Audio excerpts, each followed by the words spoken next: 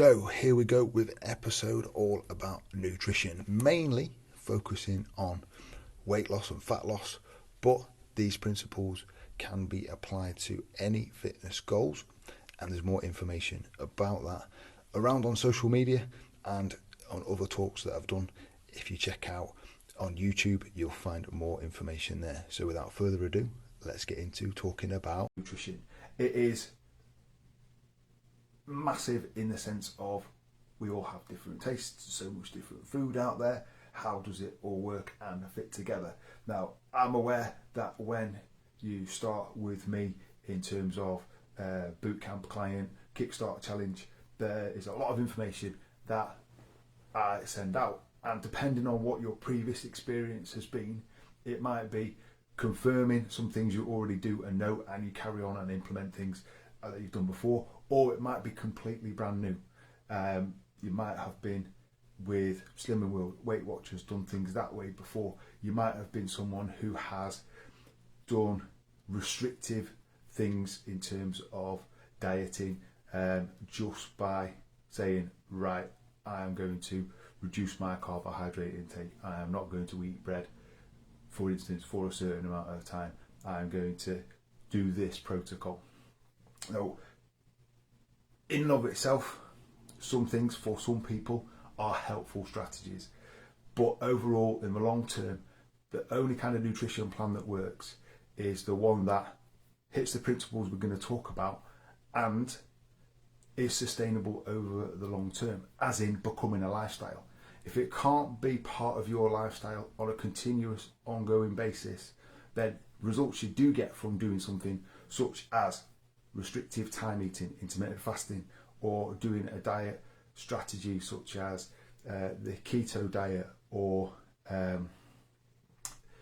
anything else in that category. I can't think of any more off the top of my head.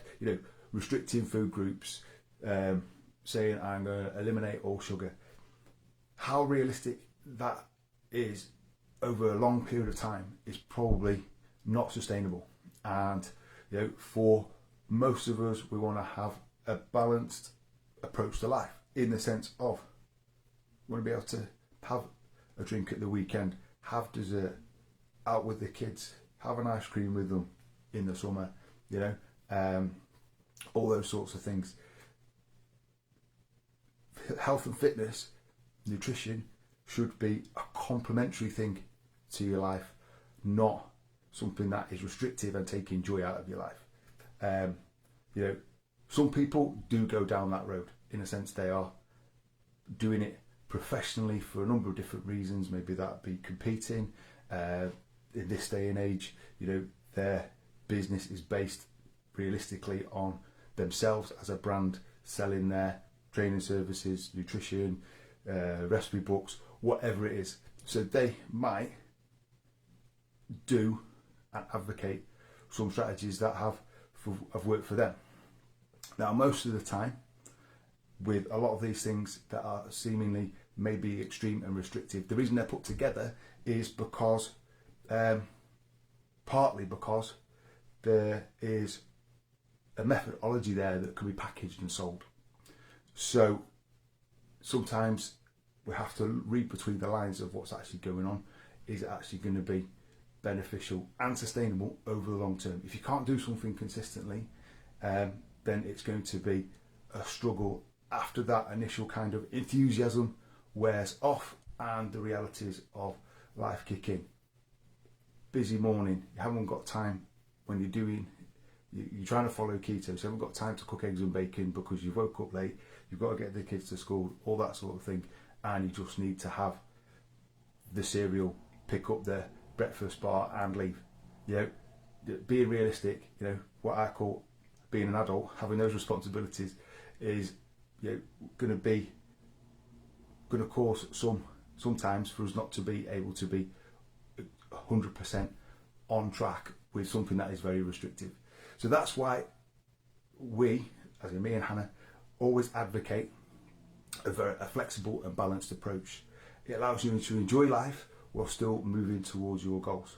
And not everyone wants to lose weight. Some people want to be fitter and healthier, and therefore their nutrition will look fairly similar in terms of the health aspect, the nutrients, the macros in terms of the benefits of them to your health, but they will have a calorie level set at what's called maintenance, which is where what is coming in is the same as what is going out.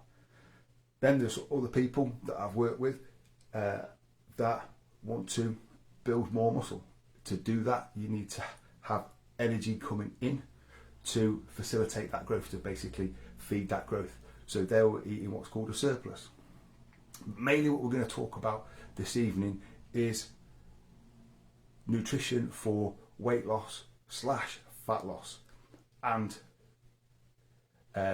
just a changing body composition.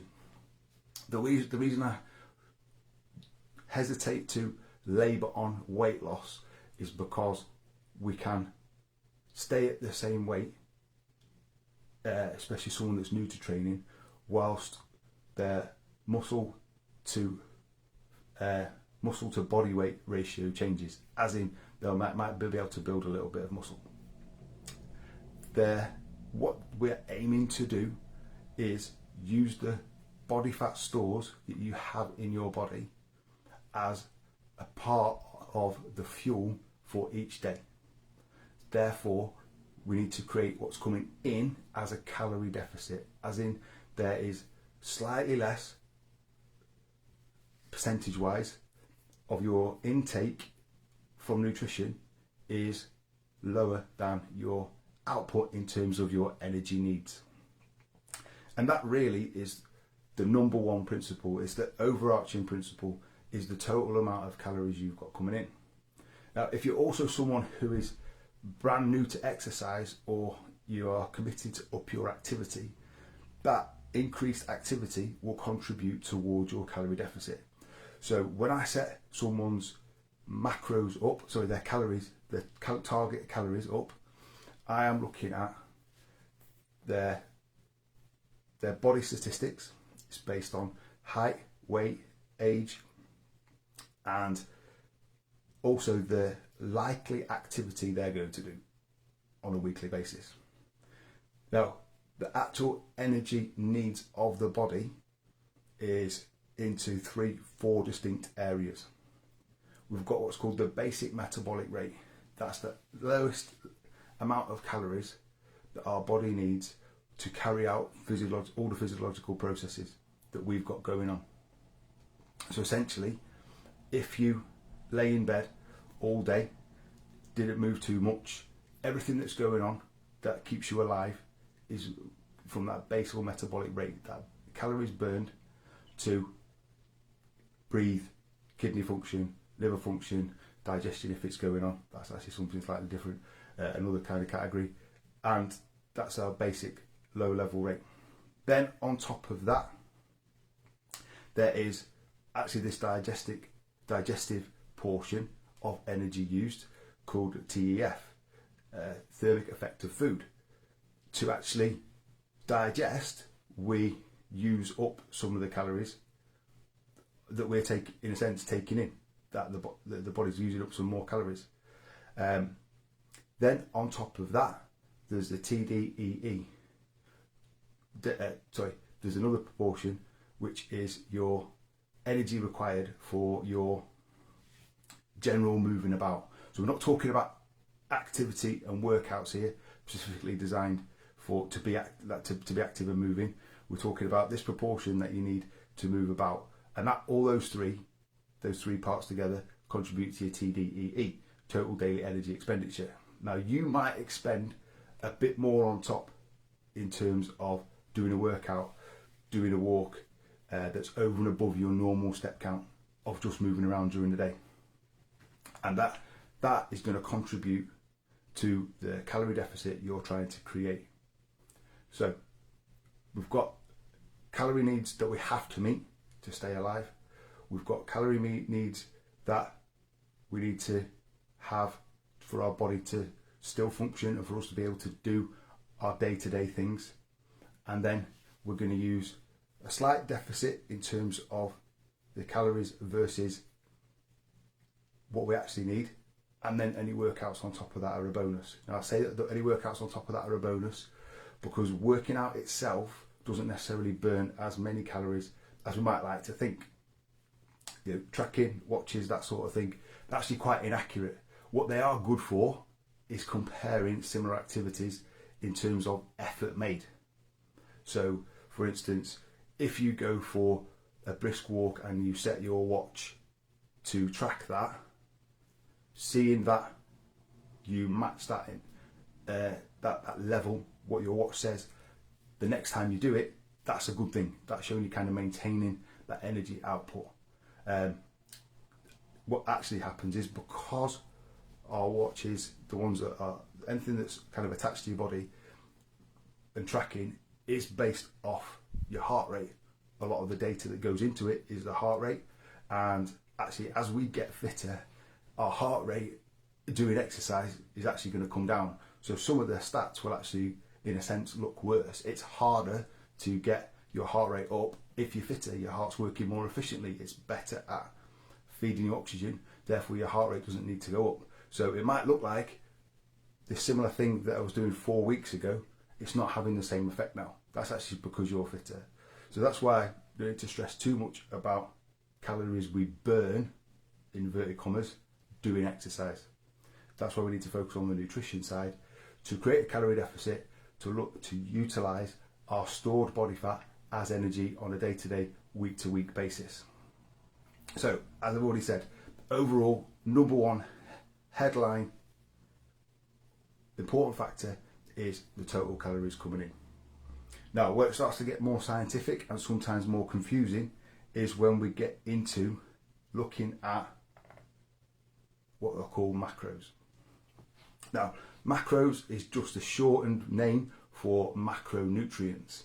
They're called macronutrients because they're, in a sense, the headline groups, the three groups of foods, what food falls into, that our body needs. So we've got protein, carbohydrates and fat. Another food group to consider, or another group that contributes to macros to consider, is alcohol, and that has calories too. I'm not surprised anymore when people don't realise that alcohol has calories. Actually, not that much. It's when we have a high intake for a night out, a big night out or whatever, that it becomes an issue. A regular sized glass of wine, it's about 130, 135 calories. Gin and tonic, especially if it's a slimline tonic, it's going to come in even lower than that. So really, alcohol becomes a problem when it's to do with the volume and the frequency of that volume. Younger days for myself, back at university, things like that. Big nights out, probably at least once a week. So loads of calories going in from alcohol. But these days, it's 2 or 3 drinks on a weekend. Partly that's a lifestyle choice, and it's also being conscious of alcohol intake and the other knock-on effects of that. So macros: carbohydrates, protein and fats. Focus on carbohydrates first. Now, use sometimes the one that's demonised, as in that's the one to cut down if you want to achieve weight loss. But it's our main source of energy, and we need that certain amount of energy. Everybody needs it to function well on a day-to-day basis. Sugar is which carbohydrates get broken down to in the body. Sugar is the main energy source for the brain. So if we're feeling tired, if we're feeling sluggish, that's why we might crave something sugary, quick energy to get our brain function up and going again. Low sugar in the bloodstream, that's constantly going around, taking sugar to where it's needed to go for energy. Then it might be, that's why we get that sugary craving. That's not necessarily a bad thing. Protein is made up of amino acids. There's 9 essential amino acids. There's a lot more than that overall, but our body can synthesize them from the 9 essential amino acids. So that's why we need to have some protein going in all the time. Fats, by the very definition, sounds counterintuitive to be eating fats when you're trying to lose weight. But fats drive a lot of very critical processes, particularly as you get older. fats are responsible for a lot of hormone production and transport around the body. So for men, they're the main one being testosterone. After the age of 35, level of testosterone is trying to drop in the body, and we need to either potentially supplement it for fish oil, things like that, or make sure we've got a range of sources of fats going into the body. And that's fairly easy to do, especially from a diet that includes different meat sources and things like that, a little bit of dairy, all those sorts of things. Protein is usually the one that most people need to increase. Now, the reason to increase it when you're looking at a calorie deficit is it's potentially more filling. You feel more full from a good amount of protein portion in different meals and snacks. And also, it is slower to digest and takes more energy. So remember that TEF, thermic effect of food. Just by digesting protein, you are going to use up a little bit more of the calories. We do use a few more calories just digesting. Also, there is not a direct pathway for protein to store as anything else in the body. So fat can be stored as fat if it's not being used up. And carbohydrates, particularly, this is the one that gets most of us, due to the action of insulin, whether it's used or stored, is actually what stores as fat in our body. So that's where this thing of cut down the carbohydrates, you're not going to store it, you're going to use up the ones in your body. That is true to an extent, but still got to have the total calories in the right place. Otherwise, so for instance, a diet that's really low on calories but is much higher on protein and fat, if the total fat is still above your calorie needs, it's going to store. So carbohydrates get a bad rap. Too many carbohydrates, if you're trying to lose weight, aiming for fat loss, is going to cause a problem in terms of, it's going to get stored. The body does that. Our bodies are designed for survival, and storing up energy is a really good survival technique if you are going to go into periods where the ability to take in energy is likely to happen. So historically, with farming, even before that, good times in the spring and summer, into the autumn, plenty of food around. In the winter, if you can't store it or catch and kill it, you're not going to eat. So there's that seasonal fluctuation. We don't get that anymore because we've got a supermarket down the road. We've got easily accessible food, almost whatever we want, whenever we want, wherever we are. So that is why overeating tends to occur. Does that overabundance around us. So going back onto the principles, total calories, and then starting to look at these levels of macros.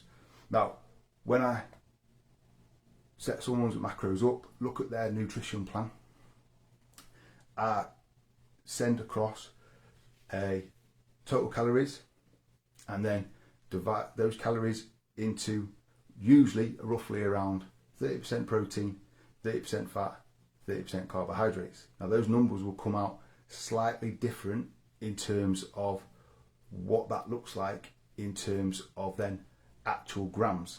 The reason being, protein and carbohydrates both are, get this the right way around, the terminology,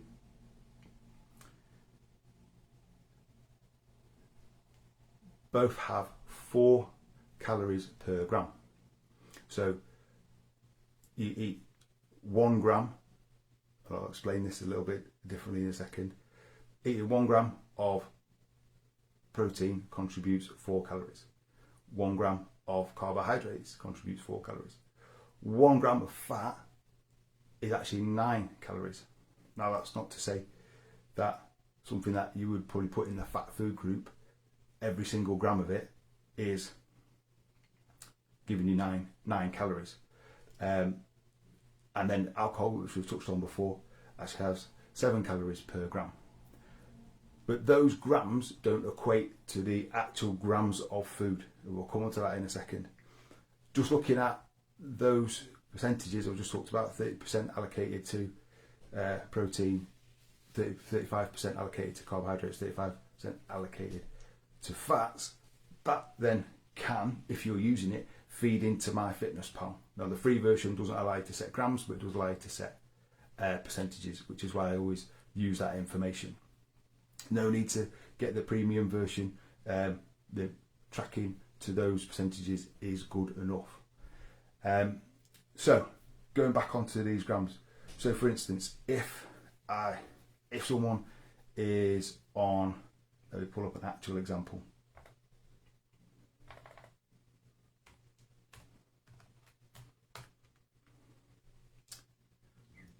Yeah. So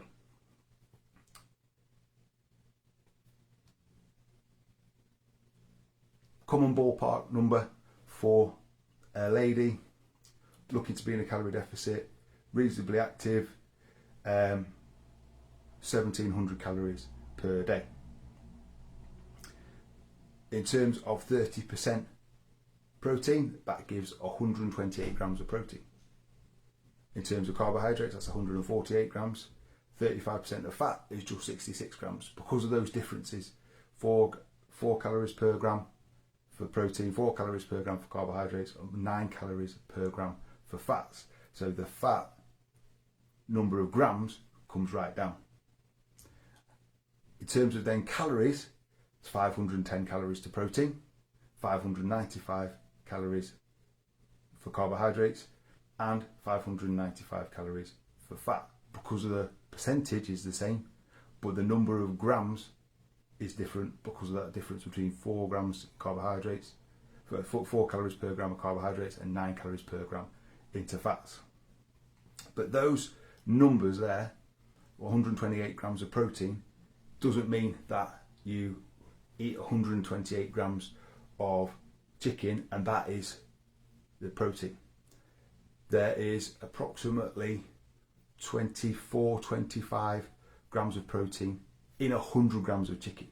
Now the rest of what's in the chicken is water, different things like that, that make up the actual structure of the chicken. Actual available protein is around about 25 grams. So that's why we then use MyFitnessPal as a tracking tool to track the calories, and it will, as you put it in, it tells you what macros you've got for the different sorts of food. So we'll have in mind, from the information I send out, things that fall into majoritively protein food group, as in the majority of that food is a good source of protein. Then other things are good sources of carbs, other things are good sources of fat. But most food has a percentage of all three macros. So take something like stay on chicken. Within that, it is actually quite high protein. There'll be some fat and maybe a low level of carbohydrates. Something more along the lines of a dairy product, say even one of these high protein yogurts, like a skyr yogurt, individual pot, on the label it might say 20 grams of protein. That's right, but also in there's probably 20-25 grams of carbohydrates and somewhere usually between 5 to 10 grams of fat as well, and they will then make up the total calories that are in there. I can't do that calculation off the top of my head, but so say the actual pot has 200 calories altogether. Some of those calories are coming from protein, those 20 grams, so that'd be 80. Another 20-25 from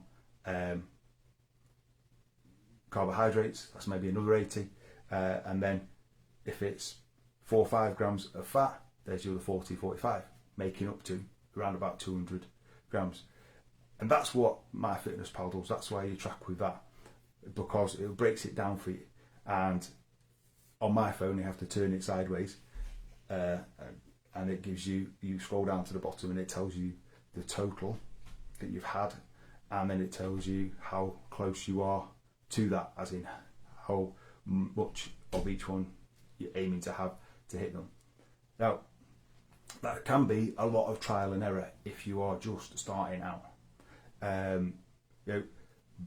Most people generally don't eat a high protein breakfast.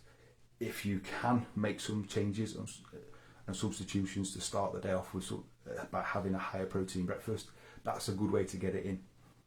But for instance, on this example of 1700 calories a day, 128 grams of protein, if you break that down, that 35 in each main meal, if we can get something into breakfast, then we're well on the way to 90 to 100 there. Something in a couple of snacks that have got a decent amount of protein in as well, you're not going to be too far off. Now, making it more practical and looking at examples, if you have got that bit of time, eggs, bacon, things like that, kind of traditional breakfast things, not always practical. So if you can go along the lines where you can get, say, natural yogurt, skyr yogurt or something into a breakfast, that could be helpful. And this is also where things like protein shakes, protein supplementation can be helpful. That's definitely not essential. I try and direct people in the right sort of direction with some examples. I don't want you to spend money on fancy products that are really no different to kind of like the more basic ones. That's why I try and give that guidance around protein. But for me, to do that in the morning, I like to have a smoothie, and then I have some porridge oats and different things like that to kind of get that macro balance. It could be that your personal preference is that you would like to have a bowl of cereal. Absolutely fine. You want to up the protein, you could have a protein shake as your milk substitute, or just have the milk protein shake on the side, or a smoothie on the side with frozen berries, something like that in it, to then increase your nutrients. Frozen berries, fruit, hasn't got many calories in, you've increased your nutrient intake, and you've had more protein, and you're still getting a breakfast that is quick and easy and that you will enjoy. But going back to pretty much the start, that's what I was saying. How is practical and sustainable for you to eat? That's what we need to just tweak, rather than changing absolutely everything.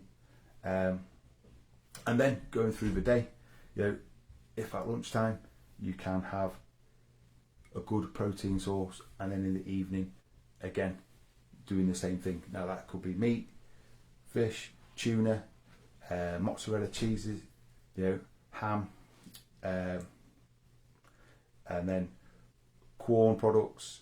A lot of vegan products now are making sure they've got a good amount of protein in there as well.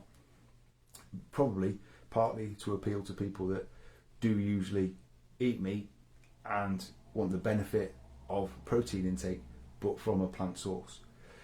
So that is the way to get it up. Now, if you are vegan or vegetarian, it is harder to get a good amount of protein in. That's where a vegan protein powder could be quite helpful. I've been using one all the way through December up to now, and it's got a slightly different consistency, but it does the same job. I very rarely drink just protein on its own. It's always in a smoothie or as an ingredient into something else. So that's another way of making sure you've got a convenient and easy way to consume more protein.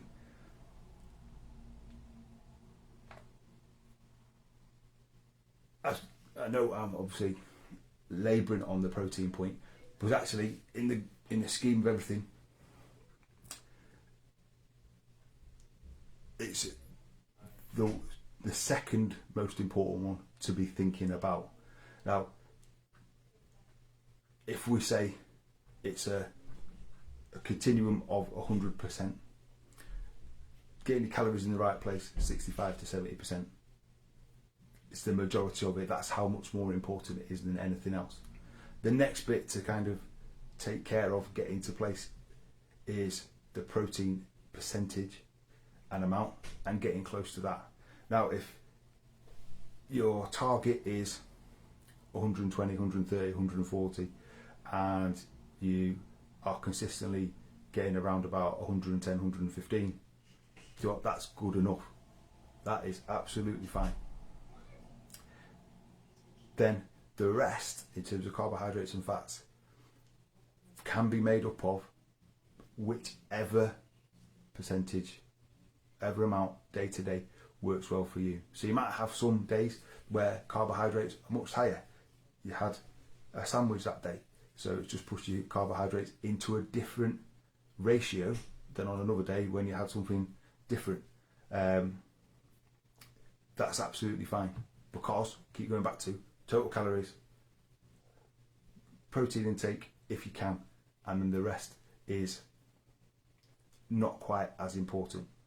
So back on the looking at macros itself in terms of these proportions, if you look at a packet of something, you know, with the nutritional information, it breaks them all down, usually in a list downwards if it's in a table, hopefully, and it will say in 100 grams or whatever there is this much carbohydrates. Usually list first, so say 20 grams of carbohydrates, 9 grams of protein, 3-4 grams of fat, depending on what the product is, and that then is what you're transferring into MyFitnessPal, and it's those numbers, 20 grams, 15 grams, 4 grams, that you are working towards the macros and the grams that I have set. Now, as I keep saying, hopefully it's coming across that they are targets. They don't have to be exactly met. The overall thing is the calories. Now,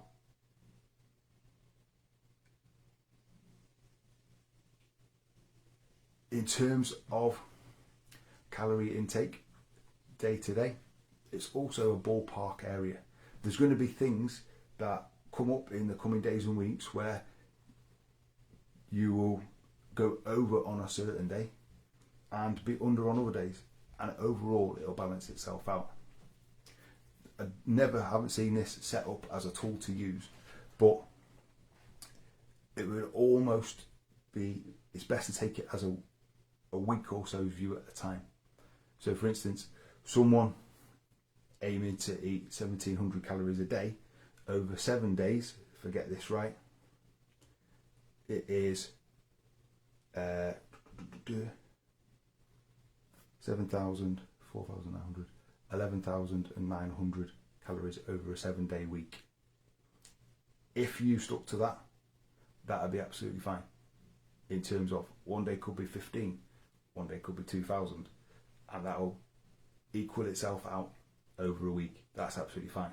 The problem comes, and the reason we put on weight is because we have more days above our calorie needs than we have at maintenance or below, and that's why weight goes up, because we're taking in more than we need on those days, and body's doing a bit of storage.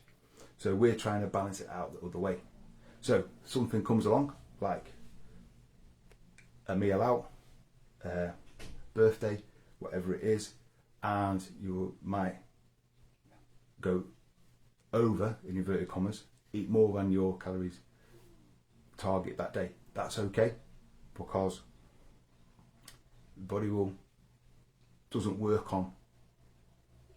reset at midnight every night when you're in bed or whatever. It's working continuously. So we're taking it on a continuous view of that. What I do want to say with that though is, if that does happen, in a sense, you overeat for whatever reason, you don't then have to starve yourself back at the very next day. You don't have to exercise those calories off either. You know, it is just something that's happened, and you just go back to the right sort of place the next day. You know, don't put yourself under pressure to try and get it perfect every single day.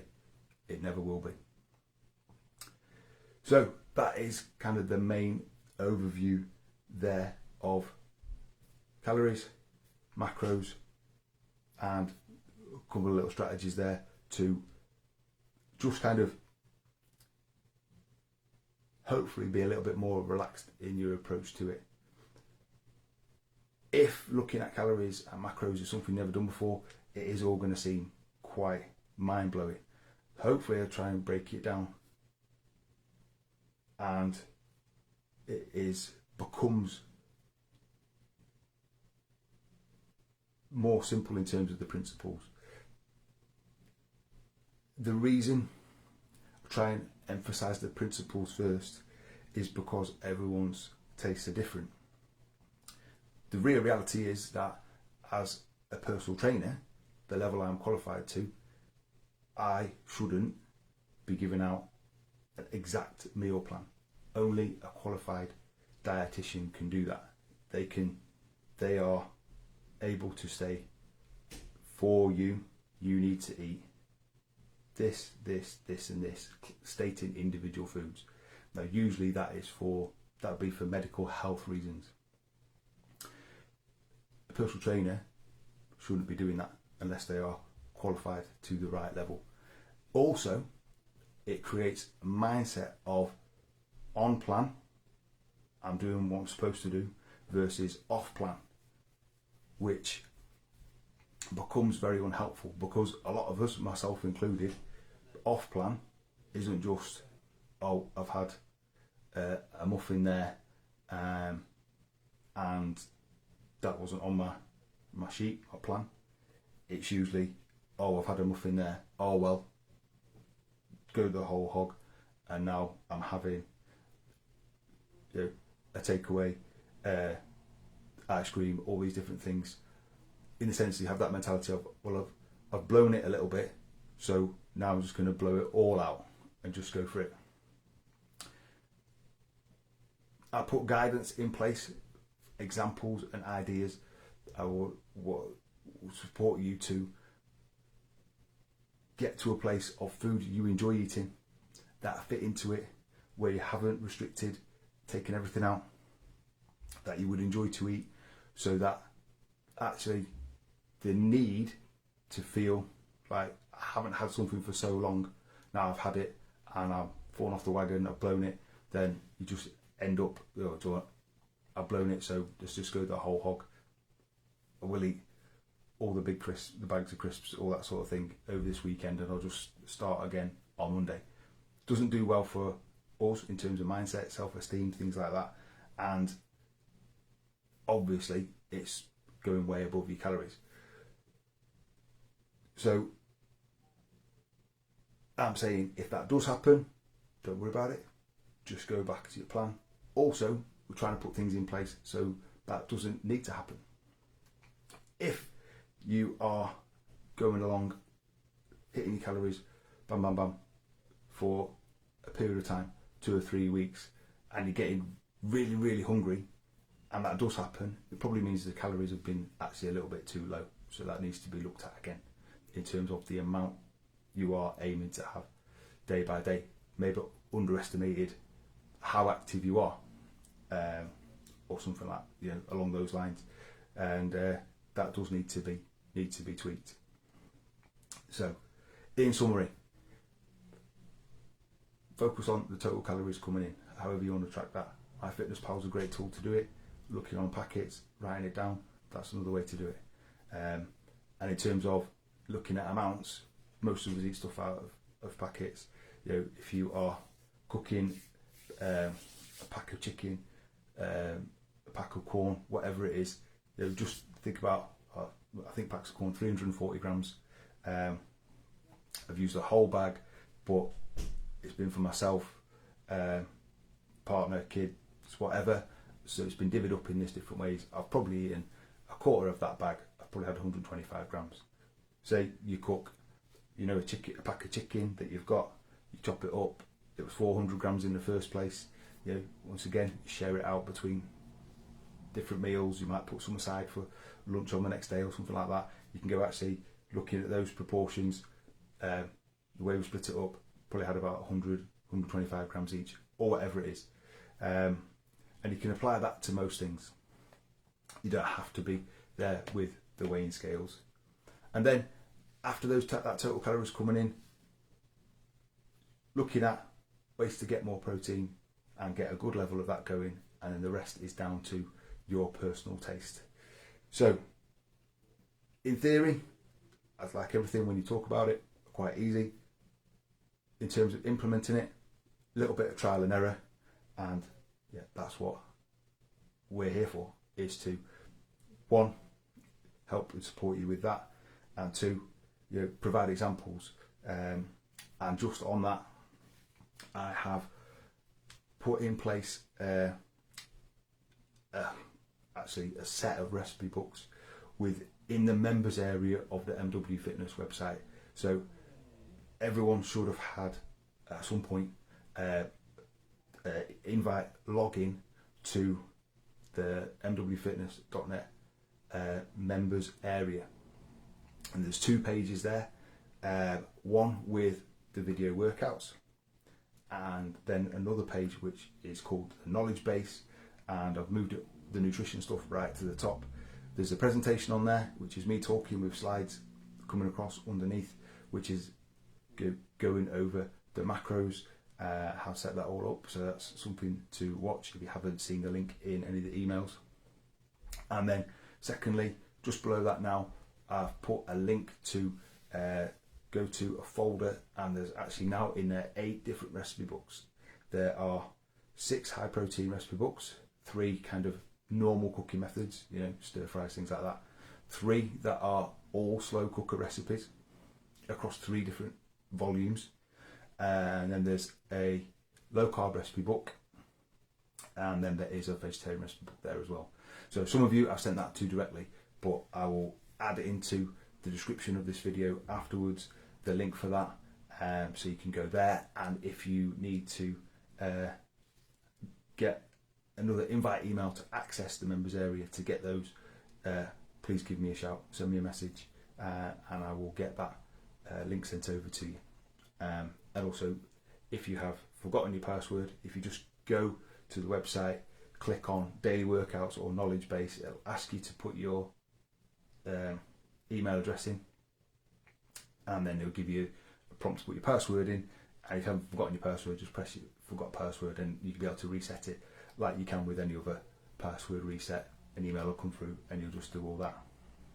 So any questions from this, anything that is not quite there for you yet, I know from teaching and everything like that, we all learn in different ways. We all need to hear things in different ways, and see things in different ways as a visual learner.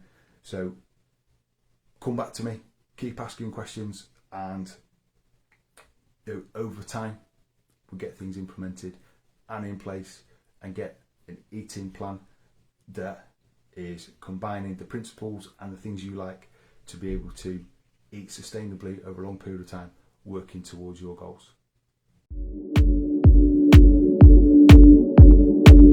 Thank you for listening to the Always Moving Forward podcast. You can find more information about MW Fitness at www.mwfitness.net, and all our links to social media are there too.